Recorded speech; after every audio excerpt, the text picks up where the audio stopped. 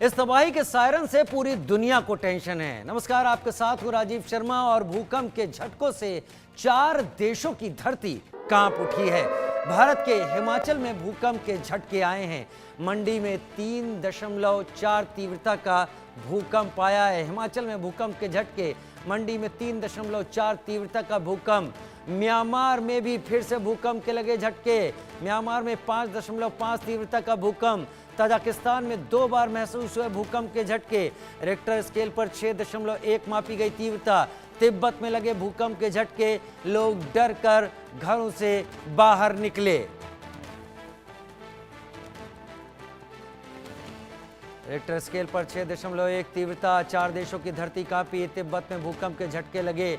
Myanmar में, भारत के हिमाचल मंडी में झटके लगे। ताजिकिस्तान में भी भूकंप के झटके लगे। 6.1 यहां पर तीव्रता मापी गई। 2 बार ताजिकिस्तान में भूकंप के झटके लगे। 6 से ज्यादा की तीव्रता पापुआ न्यू गिनी में रही, म्यांमार में रही, थाईलैंड में रही और उसके बाद अब ताजिकिस्तान में भी 6 से ज्यादा की तीव्रता रही है। मंडी में 3.4 की तीव्रता का भूकंप का झटका आया है।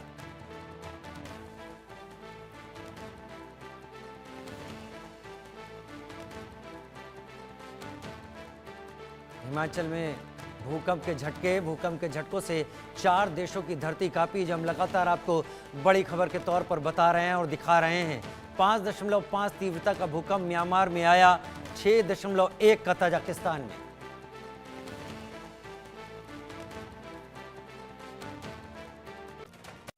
एशिया के कई देशों में लगातार भूकंप आ रहे हैं। दिल्ली में भी भूकंप के झटके महसूस किए गए। ऐसे में क्या दिल्ली के घर सुरक्षित हैं? दिल्ली के गांधीनगर इलाके के हालात कैसे हैं? रियलिटी चेक करने इंडिया न्यूज़ की टीम वहां पहुंची। पुरानी इमारतों में सैकड़ों लोग रह रहे हैं। पतली गलियां हैं जहां राहत कार्य, आपातकालीन स्थिति में पहुंचना बेहद मुश्किल है। बीते दिनों दिल्ली में भी भूकंप आए। इसके बाद एशिया के कई ऐसे देश हैं जहां पर लगातार भूकंप आ रहे हैं। म्यांमार में भूकंप की स्थिति ऐसी रही कि अभी तक रेस्क्यू ऑपरेशन वहां जारी है।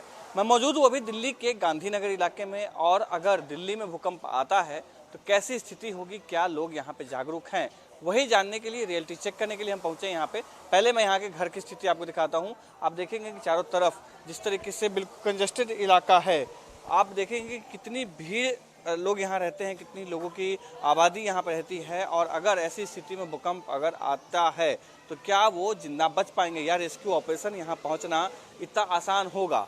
आप देख सकते हैं कि कितनी पतली संकीर्ण गलियाँ हैं और इमारत की जो लंबाई है आप वो भी देख सकते हैं कि इतनी ज़्यादा है कि अगर भूकंप आए या किसी आगजनी की स्थिति में या कोई भी रेस्क्यू ऑपरेशन करने की स्थिति में यहाँ पर हालात ऐसे होंगे कि यहाँ पर ना फायर डिपार्टमेंट की गाड़ी पहुँच पाएगी, ना एनडीआरएफ की टीम यहाँ पहुँच पाएगी। और जब तक पहुँचेगी तब तक हो सकता है कि पूरा इलाका जो है वो शमशान में तब्दील हो जाए और रेस्क्यू ऑपरेशन में भी काफ़ी दिक्कत का सामना करना पड़ सकता है। लोगों में इस बात को लेकर जागरूकता है कि नहीं, कि क्या जब भूकंप आएगा तो ऐसी स्थिति में वो क्या करेंगे, यही जानने के लिए हम यहाँ पहुँचे हैं। यहीं के रहने वाले हैं आप? नहीं भाई, यूपी का रहते यहीं हैं? रहते हैं। तो भूकंप अगर आएगा और जैसी स्थिति आप लोग गली की है, कैसा माहौल होगा अगर भूकंप आए तो? पब्लिक भाग ही नहीं पाएगी, एक के ऊपर एक चढ़ जाएगी। भीड़ ज्यादा है, बहुत भीड़ हो जाएगी। सड़कें पतली हैं। और क्या, रोड पतली है। हाँ। अब क्या लगता है? नाली भी गंदी पड़ी रहती है। नाली भी गंदी रहती है। और क्या, देखने वाला कोई नहीं आता। वहाँ पे देखिए ना कितनी लेटरिन बह रही है, देखिए चल के। मतलब गली भी पतली है। एमसीडी वाले आते कि नहीं आते आपके यहाँ पे? आते, कूड़ा लेने आते सुबह को। तब देख सकते हैं जैसे इन्होंने कहा कि अगर भूकंप की स्थिति यहाँ पर आती है तो रेस्क्यू ऑपरेशन बहुत ही ज़्यादा जो हैं वो खराब हो जाएंगे। और भी कुछ लोग हैं इस एरिया में। अभी जैसे हम देख सकते हैं कि गलियाँ बहुत पतली हैं। कितने लोग यहाँ पर रहते होंगे आसपास में? सर एक बिल्डिंग में यहाँ पे 100-200 लोग एक बिल्डिंग में रहते हैं करीब। अगर यहाँ पे भूकंप अगर यहाँ पे आता है, भूकंप ही नहीं, अगर यहाँ पे कोई भी दुर्घटना होती है, आग लगती है, कुछ भी होती है, तो आप देख सकते हैं कि यहाँ पे लोगों के बचाव के लिए यहाँ फायर ब्रिगेड गाड़ी तक नहीं आ सकती इन गलियों में। पूरा जमुना पार का जो भी पूरा एरिया है, पूरा बेल्ट है, तो इसमें आदमी को जान बचाने तक के लिए, सांस लेने तक के लिए यहाँ पे जूझना पड़ जाएगा। दर्शकों को एक बात बताऊं कि जब हम यहाँ पहुंचे हैं तो हमें लगभग 2 किलोमीटर पैदल चल के आना पड़ा है। आप पैदल से आ सकते हैं, साइकिल से आ सकते हैं या स्कूटी से आ सकते हैं।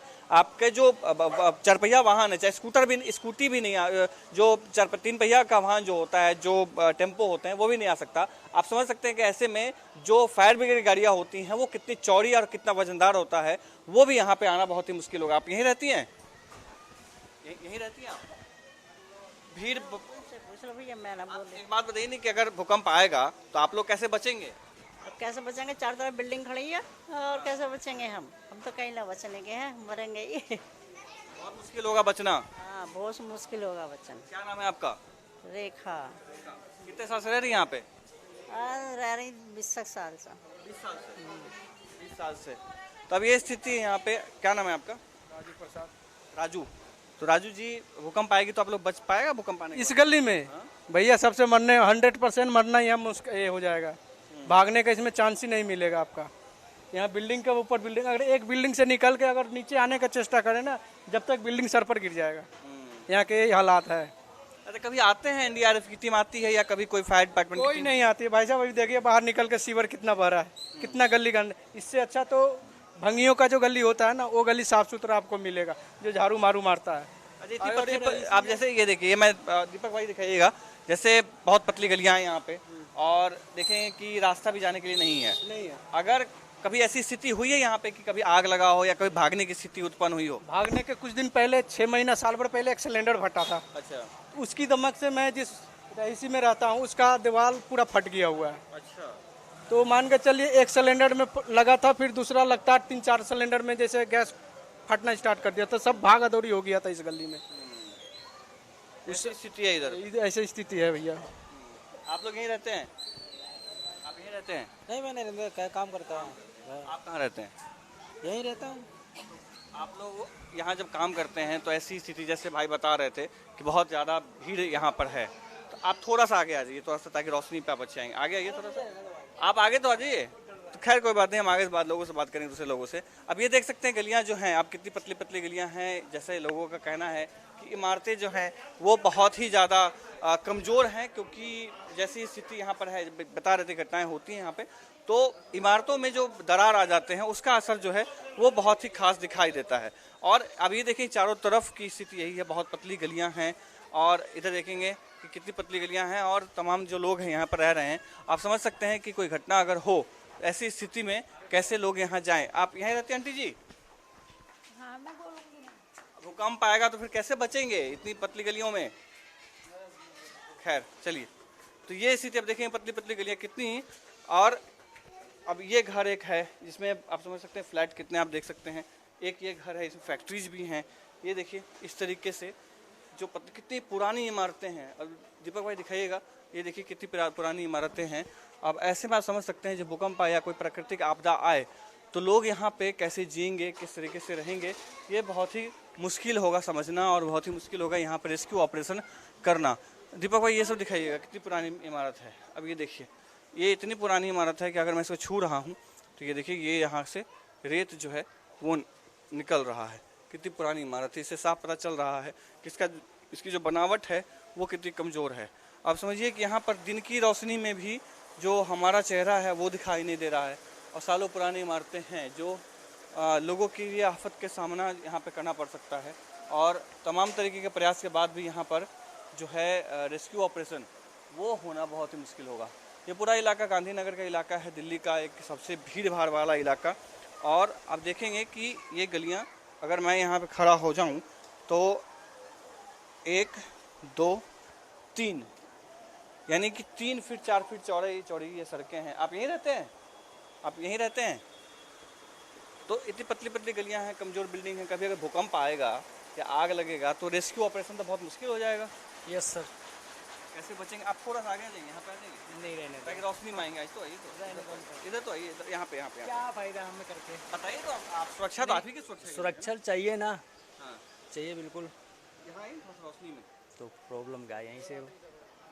तो अगर ऐसी स्थिति यहाँ पर आती है तो फिर कैसे बचेंगे आप लोग? भाई मर जाएंगे, बचेंगे नहीं, सवाल ही नहीं होता है। ऐसी गलियों में ऐसे ऐसे मकान बने हुए हैं, गलियाँ ही नहीं ज़्यादा चौड़ियाँ हैं। अभी बता रहे थे कि आग लगी थी, एक बार विस्फोट हुआ था तो पूरी इमारत ही दरार पड़ गया था। हाँ बात सही है। कितना रेंट है वैसे इन सब का फ्लैट अगर यहाँ पे लेते हैं तो? रेंट 4,000-4500। एक रूम का?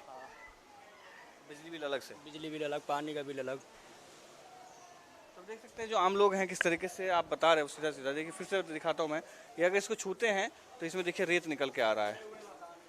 कितने पुराने इमारतें होंगी, आप समझ सकते हैं यहाँ पर लोग कैसे रहते हैं, कितना मुश्किल होता है। यहीं रहते हैं? कहाँ रहते हैं? वो सामने वाली बिल्डिंग में। सामने वाली बिल्डिंग में? हाँ। बहुत पतली गलियां, इमारतें बहुत, बिल्डिंग बहुत पुरानी। अरे भाई बहुत गंदगी हो रही है, ऐसी गंदगी में चला नहीं जा रहा है इधर से, इसलिए घूम के जा रहा हूँ इधर से। हाँ। आप समझिए हम दो लोग खड़े हैं, साइकिल है तो यहाँ का रास्ता ही बंद हो गया है। और ऐसे में अगर 10-20 लोग लगातार यहाँ से भागना शुरू करें तो फिर भाग ही नहीं पाएंगे। भाग ही नहीं पाएंगे, ठोर पे मोड़ना पड़ता है। ये स्थिति यहाँ पे। और देखिए एक ये बाइक लगी है तो अब यहाँ पे रास्ता बंद हो गया। तो ये हालात है यहाँ पे। और चारों तरफ जिस तरीके से ये देखिए कि गंदगी इतनी है, ये दिखाइएगा दीपक भाई, जिस तरीके से यहाँ पे हालात हैं कि लोग लगातार जो हैं यहाँ पे आना जाना कर रहे हैं। देखेंगे कि आबादी लगातार कितनी ज़्यादा है यहाँ पे, लेकिन लोगों की भीड़ जिस हिसाब से है उस हिसाब से यहाँ पे सुरक्षा व्यवस्था जो है वो आपको दिखाई नहीं देता है। और लगातार जो है और जिस तरीके से एशिया में, भारत में भी कई ऐसे भूकंप झटके लगे हैं जो बहुत ही ज़्यादा खतरनाक रहे हैं। और दिल्ली जो सिस्मिक जोन में आता है, और ऐसी स्थिति में आप समझ सकते हैं कि किस तरीके से भूकंप आने के बाद हालात होते होंगे, या अगर ऐसी स्थिति दोबारा उत्पन्न होती है तो किस तरीके से। मैम आप यहीं रहती हैं? हाँ, कहाँ रहती हैं आप? इसी मकान में रहती इसी हूँ। में? हाँ। तो बहुत ज़्यादा पतली पतली गलियां हैं, इमारतें बहुत पुरानी। अगर कभी भूकंप आता है तो कैसे बचेंगे आप लोग?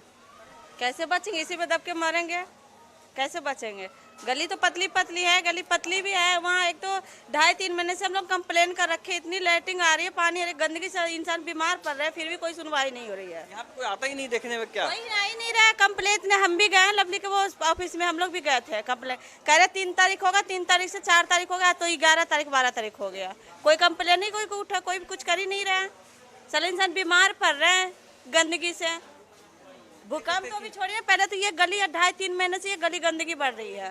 देख सकते हैं कि आम इंसान कितना परेशान है। लगातार कोशिशों के बावजूद भी किसी तरीके से सुधार की जो गुंजाइश है वो दिखाई नहीं दे रही है।